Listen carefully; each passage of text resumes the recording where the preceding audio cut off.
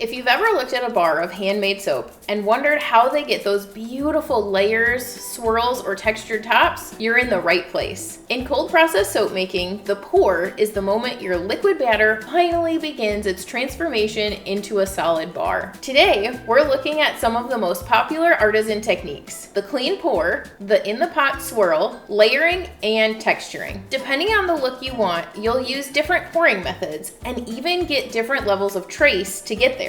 First, let's talk about the clean pour. For a solid, professional-looking bar, start your pour in one corner of the mold and let the batter flow naturally across the bottom. Keeping your pour steady and low to the surface helps prevent air from getting trapped under the batter. For a marbled effect, pour a secondary color into your main pot and give it just one gentle stir before pouring it into the mold. This is called the in-the-pot swirl method. Another option is to layer different colors. To get clean, crisp layers without the colors bleeding into one another, pour your second color over the back of a spatula or large spoon. This breaks the fall of the liquid, so it sits gently on top of the first layer instead of breaking through it. You can also add texture between the layers and on top of your soap. Texture is all about timing. If your soap has reached a medium to thick trace, it will hold its shape while you move it, which allows you to sculpt waves or peaks into your soap. If you want to add a final touch of personality with texture, this is also the perfect time to add any dried flowers or herbs. Just remember to keep them on top of the bar so that they stay nice and bright. If they get mixed into the batter, they will likely turn brown or black within about 24 hours. No matter which design you choose, always give your mold a few firm taps on a hard surface. This forces any hidden air bubbles to surface, ensuring your finished bars are solid and free of holes. Once your pour is complete, the soap needs about 24 hours to undergo its transformation into a solid loaf.